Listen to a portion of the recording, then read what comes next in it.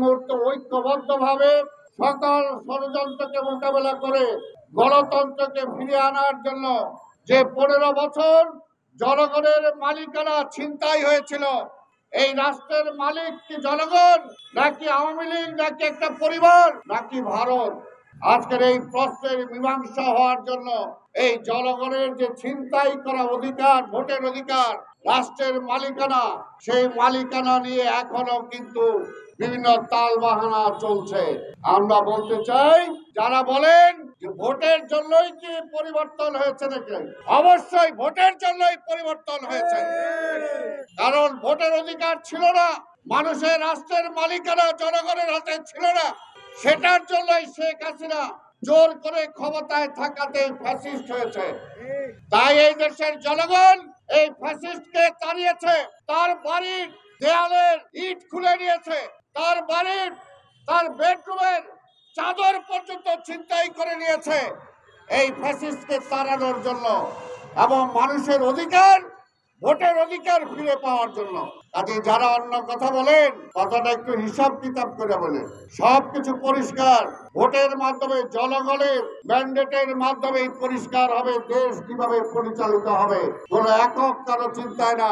যেমনি শেখ হাসিনাও চিন্তা করছিল ভোট দরকার কি, খালি উন্নয়ন হইলেই তো হয়, উন্নয়ন আর চুরি হইলেই হয়ে যায়।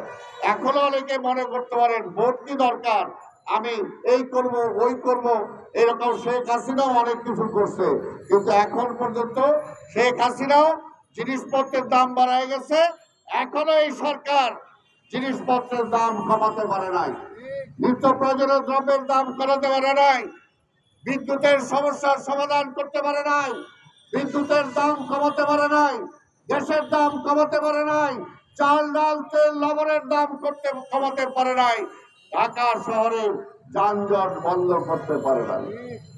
তাই আজকে পরিষ্কার কথা, এই দেশের মানুষের ভাগ্য মানুষকে নির্ধারণ করতে দেন, সেটার জন্য রোড ম্যাপ দেন কবে নির্বাচন হবে এবং সকল কিছু বাদ দিয়ে ওই রাজনৈতিক দলগুলোর কোনো সংলাপ হয় না, পিছনে খালি শুনে এটা হইল নাকি।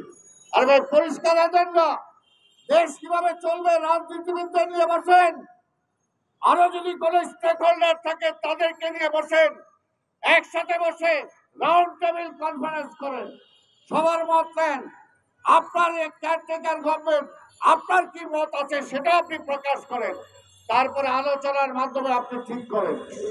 আর তা না হলে গণতন্ত্র না থাকলে ষড়যন্ত্র থাকবে, আর গণতন্ত্র না থাকলে আমার স্বাধীনতা এর আগেও প্রশ্নবোধক হয়েছে, আবার সেই প্রশ্নের মধ্যে যদি চলে যেতে পারে। তাই সকল ষড়যন্ত্রকে রোধ করার একটাই পথ, জনগণের অধিকার, জনগণের ক্ষমতা, জনগণের মালিকানা জনগণের কাছে ফিরিয়ে দেওয়ার জন্য ভোট দেন।